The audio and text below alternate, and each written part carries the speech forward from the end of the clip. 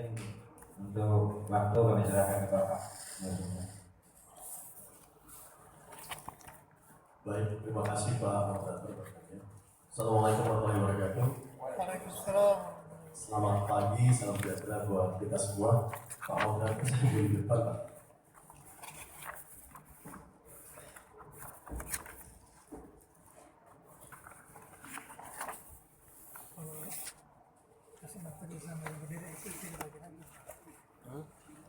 Baik, Bapak Ibu sekalian.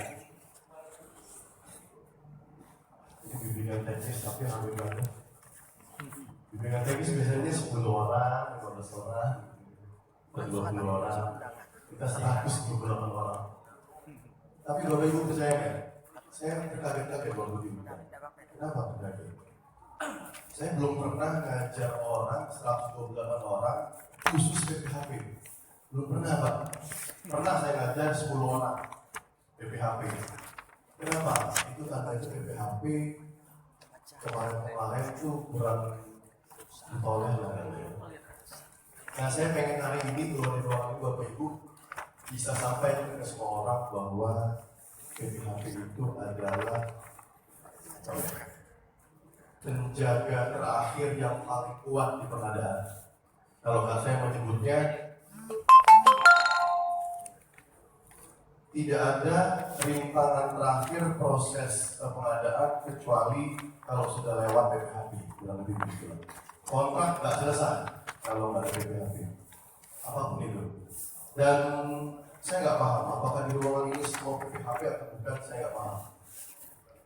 Saya pengen tahu kira-kira boleh nggak saya cerita mengenai proses pengadaan secara umum dulu. Sebelum kita bicara ini melakukan penerimaan hasil pengadaan, ini kompetensi khusus Pak. Kalau di dalam Perpres, di dalam jabatan fungsional ada namanya UK2. UK2 itu apa? Unit kompetensi 22 bukan 2. 22 ini khusus kompetensi yang diberikan kepada pejabat penerima hasil pekerjaan atau panitia. Nah, kompetensi ini pernah diterima atau tidak? Nggak tahu saya di ruangan ini apakah pernah atau tidak. Misalnya harus ada yang namanya kertas kerja, harus ada yang namanya belajar uji petik, uji stres, uji tabrakan, harus bagaimana cara mengambil sampel, random sampel atau systematic sampel. Pernah belajar nggak Bang BPH? Enggak. Belum. Hari ini kita belajar. Nah, tapi dengan konteks yang begitu banyak, teman-teman, saya pengen memperlihatkan proses pengadaan itu seperti apa sih sebenarnya. Dan selalu kami sampaikan, ini unit khusus jabatan fungsional Pak. Ini bukan sembarangan. Jadi materi ini di-create untuk ini Pak. Jadi peserta akan melakukan persiapan penerimaan hasil pengadaan melalui pemeriksaan. Pasal di dalam Perpres pasal 18 ayat 4 itu tugasnya PPHP. Ayat-ayat selanjutnya menceritakan ini nih. Seorang PPHP minimal melakukan 3 hal. Pertama ini, mempersiapkan penerimaan itu, melakukan proses pemeriksaan, dan melaporkan dalam bentuk berita acara. Dilakukan nggak? Paling yang ini, yang terakhir paling itu pun disuruh disodorin, Pak, tolong tanda tangan. Biasanya begitu. Padahal untuk nyampe ke sana, kita akan cerita hal yang cukup panjang, mulai dari proses perencanaan. Bapak Ibu, 85% kasus korupsi di Indonesia itu melibatkan pimpinan daerah. 85%. 70% kasus korupsi yang ditangani oleh KPK tentang pengadaan. Dan 90% kasus dari ini, dari 70% kasus ini adalah penyimpangan pengadaan di perencanaan. 90% Pak, kasusnya itu ada perencanaan yang nggak benar. Apa hubungannya PPHP? PPHP itu tidak akan pernah bisa membandingkan aktualnya kalau dia nggak pernah paham perjalanan. Dia tidak akan pernah bisa membandingkan kontraknya kalau dia realisasi kalau dia nggak paham kontrak. Jadi kalau saya lihat yang paling berat siapa? PPHP. Dia harus ngerti yang namanya kontrak. Dia harus ngerti yang namanya perencanaan. Waktu pemilihan seperti apa, dia harus tahu dikit-dikit. Nah, jadi di kesempatan pertama, saya pengen Bapak Ibu tahu secara umum, Pak, izin Pak ya. Saya pengen Bapak Ibu tahu secara umum, boleh minta tolong? Mas, kita ke tengah saja supaya kita bisa cerita di sini aja, Pak.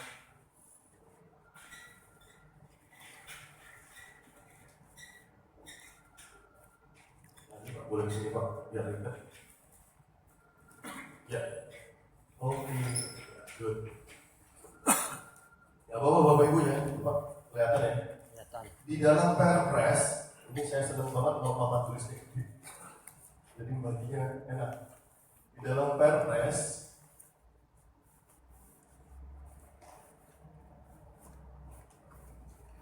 ini perubahan keempat dari Perpres 54 tahun 2010.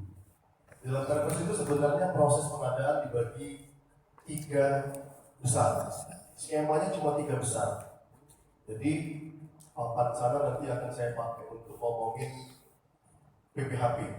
Papan sini akan saya pakai buat menceritakan Perpres.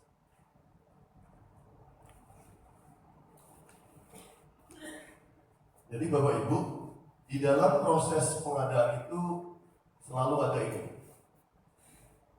Persiapan, lalu kemudian pemilihan penyedia, lalu yang ketiga kontrak manajemen.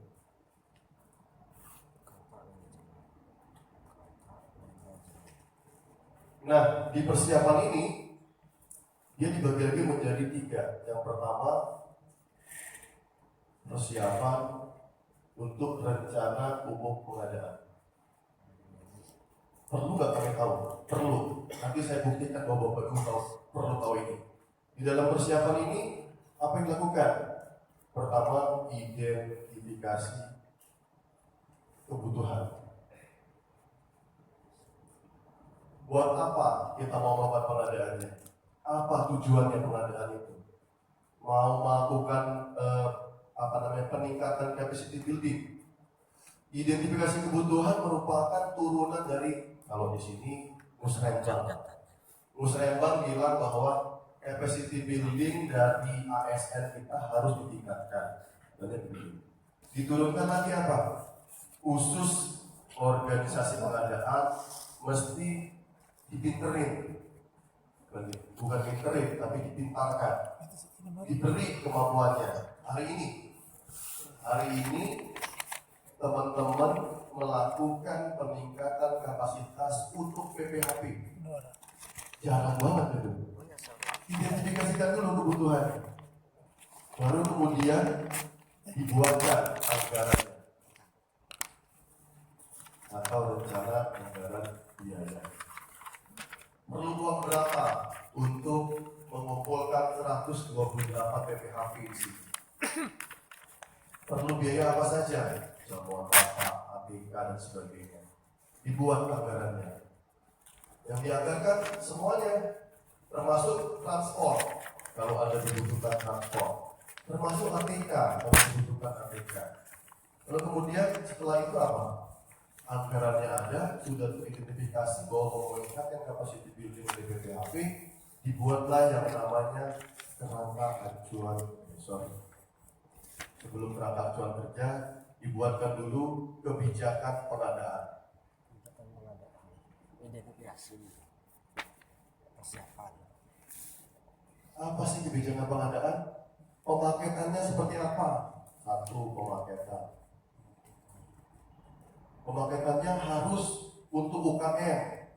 Nanti ada hubungannya dengan PPHP. Harus ada TKDN-nya, tingkat kandungan dalam negeri. dan sebagainya. Lihat katalog dan seterusnya.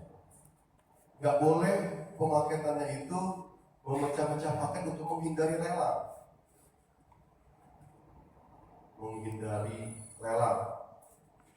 Artinya dipecah-pecah paketnya. Ini pasal 24 ayat 3 huruf C. Terus buat organisasinya. Poin pertama. Organisasi. Apa sih organisasi? Organisasi pengadaan itu Bapak Ibu kurang lebih seperti ini nih. Tahu PA kan? Tahu ya? Pengguna anggaran ya? Ya. Dia boleh mendelegasikan kewenangannya menurut